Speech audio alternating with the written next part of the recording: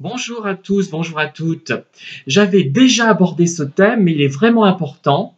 C'est celui de la fausse bienveillance des personnes manipulatrices. Et c'est absolument terrible parce qu'on sait que la personne n'est pas, comment dire, bienveillante vis-à-vis de vous, mais tout son discours semble l'indiquer. Toutes ses expressions semblent l'indiquer, mais il y a tout ce qui est non-verbal et tout ce qui est gros, je dirais, hein. Par exemple, quelqu'un va vous dire, je ne sais pas moi, euh, tu, euh, tu es vraiment très perturbé, vraiment il faudrait que tu consultes un psychiatre, tu ne vas pas bien. Alors ça, on peut le dire de façon très maladroite. Quand on panique, quand on prend conscience qu'une personne ne va pas bien et qu'effectivement elle relève d'un accompagnement psychiatrique, on panique par moments sur le moment. On est bon, on se dit mais fais quelque chose, on a peur et on est très maladroit. Moi, ça m'est arrivé plusieurs fois et c'est arrivé à ma mère d'ailleurs, hein, notamment avec ma sœur. Mais c'est le résultat d'une panique et pas d'une malveillance, d'une maladresse énorme, un signe, une maladresse, mais lamentable, caricaturale. Il faut jamais effectivement proférer ce genre de choses, mais la malveillance n'est pas là. Simplement, on a une personne qui jusqu'à présent, mettons, était à peu près d'aplomb, paraissait à peu près, comment dire, équilibrée, si je puis dire, et subitement, vous prenez conscience qu'il y a une rupture. Vous dites, mais qu'est-ce qui t'arrive? Et cette rupture se poursuit. Vous dites, là, vous êtes pris de court, en fait, voilà. Mais là, ce n'est pas de la malveillance, ce n'est pas une fausse bienveillance. Mais la fausse bienveillance, c'est quelqu'un qui va dire d'un ton doucereux, oh là là, mais tu ne vas pas bien, tu devrais consulter un psychiatre. Oh j'ai peur que ça se passe très mal, que tu sombres dans la psychose. Mais vraiment, je te dis ça non pas pour te blâmer, mais dans ton intérêt, hein. Vous voyez? Bon, là, j'exagère peut-être un peu. C'est peut-être parfois un tout petit peu plus subtil que ça. Parfois, c'est écrit. Ce sont des mails qu'on vous envoie qui vont dans ce sens.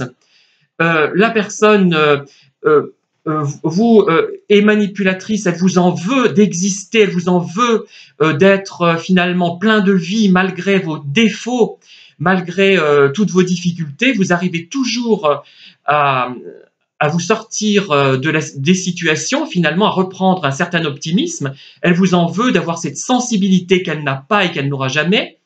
Et donc, elle va vous attaquer tout simplement parce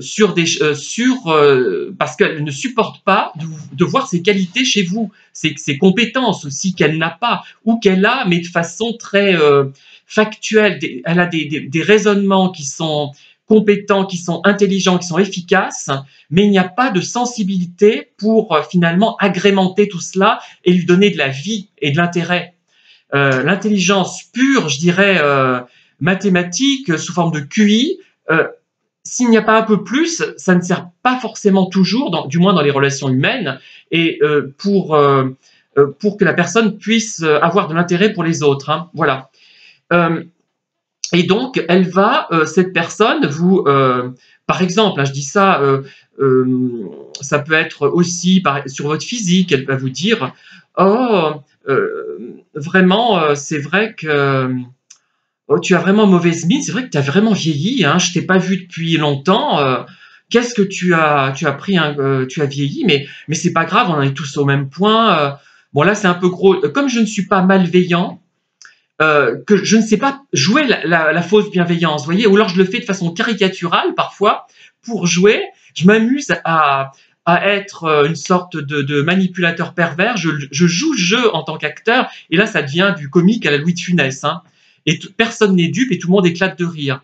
Mais quand je veux être convaincant, si je voulais faire de la fausse bienveillance pour être convaincant, je n'y arriverais pas. Pourquoi? Parce que ce n'est pas dans ma nature d'être faussement bienveillant. Soit je suis bienveillant, soit je suis négatif, pas malveillant d'ailleurs, négatif, et je dis des choses qui peuvent être désagréables, mais je ne vais pas jouer là-dessus. Ou alors je vais jouer en tant qu'acteur. C'est autre chose et personne ne sera dupe, à moins d'être vraiment neuneux. Voilà.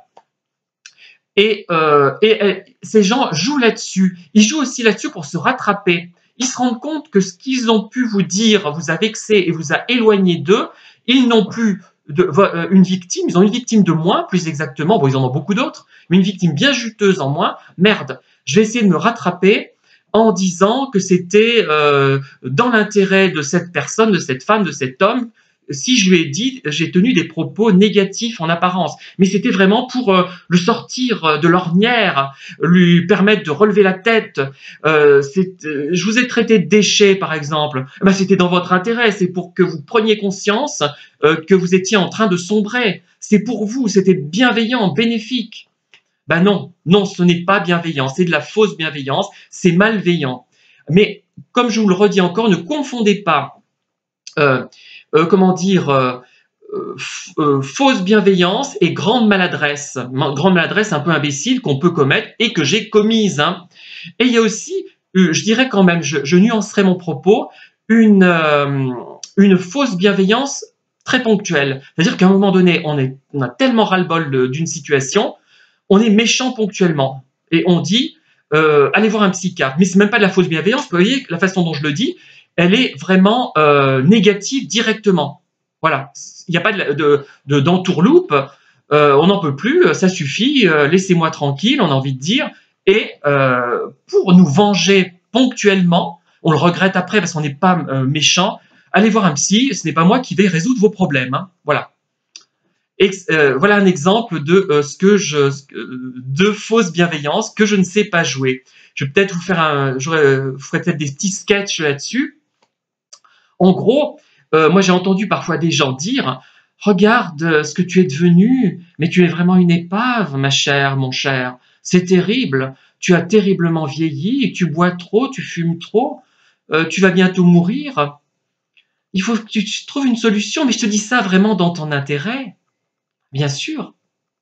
Oui, non. Non, ce n'est pas dans votre intérêt qu'on vous dise ça. Là, c'est gros, mais ce n'est pas dans votre intérêt qu'on vous tient ce genre de propos. C'est parce qu'on est jaloux de vous, c'est parce qu'on vous en veut d'avoir des qualités que la personne qui vous reproche cela n'a pas et n'aura jamais malheureusement. Moi, je pense que c'est en partie le fruit de l'éducation avec des données innées, une prédisposition quand même. Hein. Voilà. Merci de m'avoir écouté. À très bientôt pour de nouvelles vidéos. N'hésitez pas à liker, à me faire part de vos commentaires après la vidéo. Alors, une chose importante, je ne réponds plus aux mails. Je vais d'ailleurs supprimer mon adresse mail. Enfin, même si vos réponses m'arrivent par mail, je ne veux pas de réponses personnalisées par mail. Hein. De toute façon, je les envoie dans les spams à présent. Hein. De toute façon, quelles qu'elles soient. Parce que je ne peux pas tout gérer et ce n'est pas possible. Je n'ai pas le temps. Vous me direz que je fais des vidéos, j'ai le temps. Ben oui, mais pour moi, c'est beaucoup plus facile de faire une vidéo que de répondre par écrit. Parce que je suis très exigeant sur l'écrit. Voilà. Merci de m'avoir écouté. À très bientôt.